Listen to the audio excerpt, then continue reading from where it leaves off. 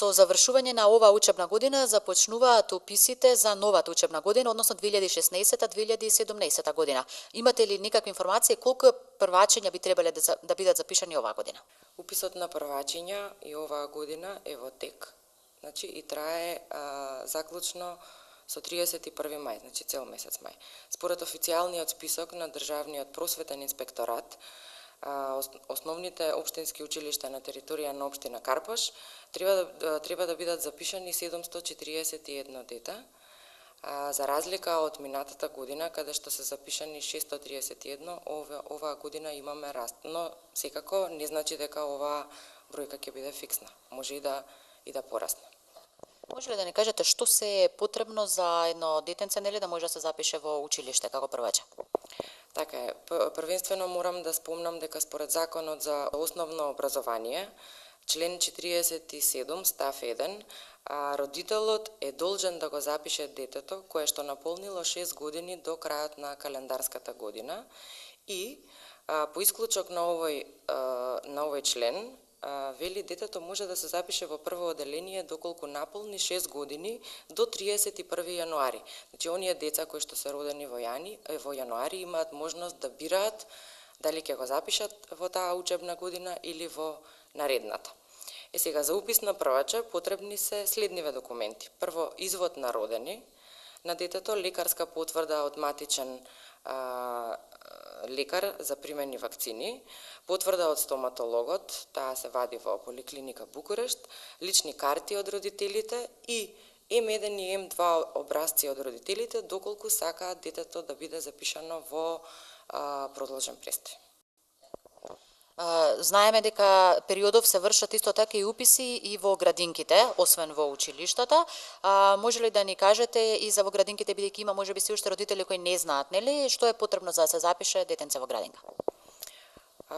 Пред се од градинката се зема пријава во која родителите на детето треба да ја пополнат со општи податоци за родителите. Име, презиме, статус на вработеност, занимање, како и лице за контакт. За истото, потоа општи податоци за детето се име, презиме, датум на раѓање, пол, дали посетувало друга градинка и така натака. Во продолжение на пријавата, матичниот лекар на детето пополнува податоци за здравствената состојба на детето, дали е уредно вакцинирано, дали има алергиски реакции, дали му е потребна посебна исхрана и податоци доколку има хронични заболувања. Во склоп на пријавата доставуваме и два договори, еден за родителот и за градинката, кои треба да бидат потполнети и подпишани од родителот. Откако ќе се комплетира пријавата, се доставува во установата. Останатата документација е на самиот прием на дете, односно потврдата од лекар дека е детето здраво и дека може да посетува градинка и најнов во рок од 1 месец предходно брисеви исто од брисеви од нос и од грло, од лабораторија. Со оглед на тоа дека зборуваме за општина Карпош, битно ли е децата да живеат во општината, или за да можат да одат и во градинките и во училиштата кои што се во општина Карпош? Секако, веќе граѓаните се информирани со одлуката на Совет донесена во 2010 година, одлука за реонизација, значи секое дете е должно да се запише во својот реон на живење, односно во училиштето од својот реон. Во секоја населба има и градинка и училиште. Дали, например, може доколку детето одело, да кажеме, во градинка во Тафталиџе, потоа да се запише во училиште во Карпош 4, да речеме?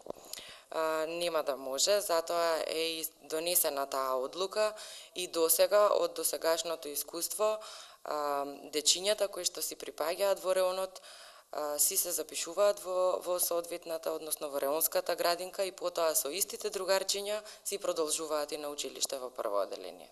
И сосема за крај, каква е соработката на училиштата и на градинките со општина Карпош?